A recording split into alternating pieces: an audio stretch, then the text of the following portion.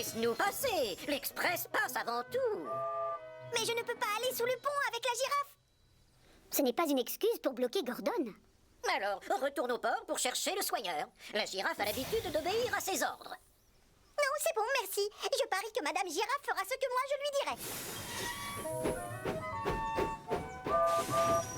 Le passage libéré, Gordon peut enfin repartir avec ses passagers. Thomas, lui, réfléchit à un moyen pour obliger la girafe à se baisser ou à s'asseoir. Il voit des vaches dans le pré d'à côté. Il remarque qu'après avoir brouté un peu d'herbe fraîche, elle s'allonge au soleil pour digérer tranquillement. Au même moment, Édouard vient se garer à côté de lui. Une idée fuse alors dans la cheminée de Thomas. Dis-moi, ça t'ennuie si la girafe mange une ou deux pommes? Pourquoi, Thomas?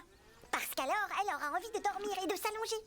Pas sûr que ce soit une bonne idée, mais Édouard ferait n'importe quoi pour faire plaisir à son ami. Merci pour tout. La girafe, qui adore les pommes, se sert directement et choisit une pomme bien juteuse. Et elle la trouve tellement bonne qu'elle en prend une autre. Puis encore une autre. Et encore une autre. Elle a beau avoir mangé des dizaines de pommes, elle ne s'assied pas pour autant. Dommage. Nom d'une soupape. Tu vas devoir aller au port pour chercher le soigneur. La girafe a l'habitude d'obéir à ses ordres. Non, c'est bon, merci. Je parie que la girafe fera ce que moi je lui dirai. Même s'il a du mal à se l'avouer, Thomas se fait du souci. Il sait que le maire et le gros contrôleur doivent l'attendre à l'entrée du zoo. Soudain, Percy vient se garer à côté de lui. Bonjour, Thomas. Qu'est-ce qui t'arrive? Madame Girafe refuse de s'asseoir. Et ça t'ennuie si elle mange des feuilles? Après, je suis sûre qu'elle voudra dormir un peu. Percy est toujours content de rendre service à son meilleur ami. Quant à la girafe, elle adore les feuilles de la petite locomotive verte. Elle trouve même qu'elles sont parfaites pour jouer avec. Résultat, les feuilles volent dans tous les sens et 10 minutes plus tard, le wagon est complètement vide. Ah ça, c'est malin. Passez-moi, je surchauffe.